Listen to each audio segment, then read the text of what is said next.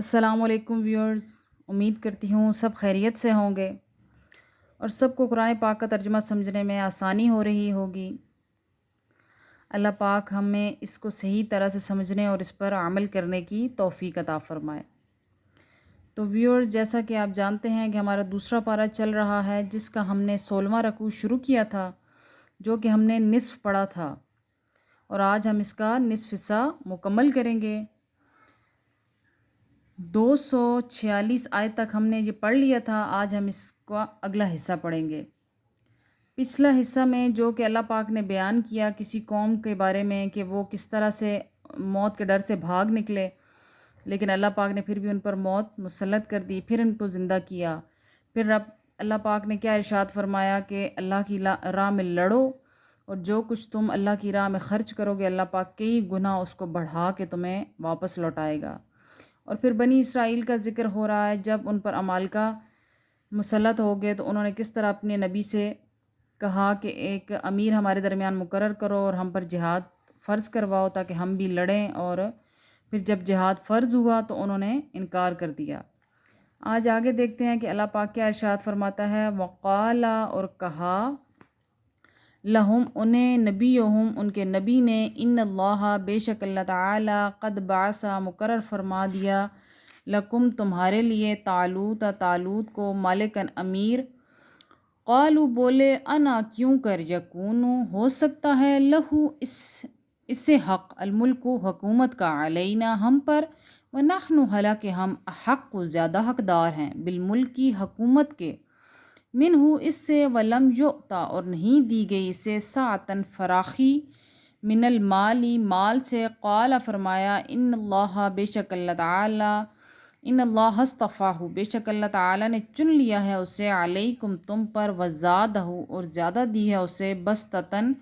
کشادگی، فی العلم علم میں، والجسمی اور جسم میں، واللہ اور اللہ تعالی، یعطی عطا کرتا ہے، ملکہ اپنا ملک، من یشاء جسے چاہتا ہے، واللہ اور اللہ تعالی، واسع وسعت والا، علیم سب کچھ جاننے والا ہے۔ جیسا کہ پچھلے آیت میں ہم نے پڑھا تھا کہ وہ مطالبہ کر رہے تھے اپنے نبی سے کہ ہمارے درمیان ایک سردار کو منتخب کریں، تو پھر جب نبی نے ان کو بتایا کہ اللہ پاک نے تمہارے لیے طالوت علیہ السلام کو منتخب کر لیا ہے، تو وہ بولے کہ وہ کہاں سے منتخب ہو گیا، وہ تو نہ ہی اس کے پاس کوئی اتنا پیسہ ہے، نہ ہی وہ کسی سردار کی نسل سے ہے، نہ وہ کسی بادشاہ کی نسل سے ہے، اس کی نسبت تو ہم زیادہ حقدار ہیں۔ تو ان کے نبی نے فرمایا کہ اللہ پاک نے اس کو منتخب کیا ہے، کسی انسان نے منتخب نہیں کیا، اور اللہ پاک کے انتخاب کا دائرہ وہ نہیں جو تم نے بنا رکھا ہے، دولت اور ثروت، بلکہ اللہ پاک نے اس سے علم بھی زیادہ دیا اور جسمانی طاقت بھی زیادہ دی ہے، کہ طالوت علیہ السلام کا قد اتنا تھا کہ ان کے کندھے کے ساتھ بھی بمشکل انسان پہنچ سکتا تھا، اور بعض وہ کہا کہ نزدیک وہ بنجامین کی نسل میں سے تھے۔ تو اس لیے اللہ پاک کی جس کو مرضی ہوتی ہے اس کو منتخب کرتا ہے بادشاہت۔ تو آگے کیا ارشاد فرمایا کہ وقالا، اور کہا، لہم انہیں، نبیہم ان کے نبی نے، انا کے، آیتن نشانی، ملک ہی اس کی بادشاہت کی، ان کے، یاتیکم التابوت آئے گا تمہارے پاس ایک صندوق، فیہ اس میں، سکینتن تسلی، من ربکم تمہارے رب سے تسلی ہوگی، وبقیتن اور بچی ہوئی چیزیں، مما تارا کا جنہیں چھوڑا، آل موسیٰ نے، اور آل ہارون اور آل ہارون نے چھوڑا، تحملہ اور اٹھا لائیں گے اس سے، ملائکۃ فرشتے، ان بے شک، فی ذالک اس میں، لآیۃ بڑی نشانی ہے، لکم تمہارے لیے، ان کنتم مومنین اگر تم ایماندار ہو تو ہمیشہ کی طرح اب اس آیت میں کیا بتایا جا رہا ہے، ہمیشہ کی طرح وہ اعتراض کرنے لگے کہ اے نبی، اگر واقعی اس کو، طالوت کو رب تعالیٰ نے منتخب کیا ہے تو ہمیں کوئی نشانی بتائیے۔ تو پھر ان کے نبی نے ان کو بتایا کہ تمہاری طرف ایک صندوق فرشتے لے کر آئیں گے، جس میں حضرت موسیٰ علیہ السلام کا عصا ہوگا اور حضرت ہارون علیہ السلام کا امامہ ہوگا، اور ان کی چھوڑی ہوئی تبرکات ہوں گی۔ تو اس سے تمہیں یقین ہو جائے گا کہ یہ طالوت علیہ السلام کو اللہ تعالیٰ نے ہی منتخب کیا ہے۔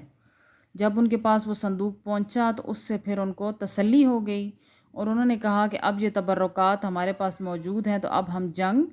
نہیں ہار سکیں گے بلکہ ہم جنگ جیتیں گے۔ جس طرح کہ خالد بن ولید فرماتے تھے کہ میں اپنے امامہ میں حضور صلی اللہ علیہ وسلم کا بال مبارک رکھ کر جس بھی جنگ میں جاتا اس جنگ میں کبھی مجھے شکست نہیں ہوئی۔ اور بہت سے صحابہ حضور صلی اللہ علیہ وسلم کے بال مبارک، ناخن مبارک تبرک کے طور پر رکھتے تھے، تو ان کو بھی اسی طرح رب تعالیٰ نے پچھلے انبیاء کی نشانیاں بھیج کر تبرک کے طور پر انہوں نے اپنے پاس رکھیں، جو کہ انہوں نے کہا کہ اب ہم جنگ میں ضرور فتح یاب ہوں گے۔ تو میں امید کرتی ہوں کہ آپ کو قرآن پاک کا ترجمہ سمجھنے میں آسانی ہو رہی ہوگی۔ ہمارا 16واں رکوع الحمدللہ مکمل ہو گیا ہے۔ تو اللہ پاک ہم کو اس قرآن پاک کو مکمل کرنے کی توفیق عطا فرمائے۔ اللہ پاک ہمیں اس پر عمل کرنے کی بھی توفیق عطا فرمائے۔ اس بحر بے کرام میں غوطہ زن ہو کر اس کے قیمتی موتیوں کو چننے کی توفیق عطا فرمائے۔ اللہ پاک اس کو ہمارے لیے توشہ آخرت بنائے۔ وآخر دعوانا ان الحمدللہ رب العالمین۔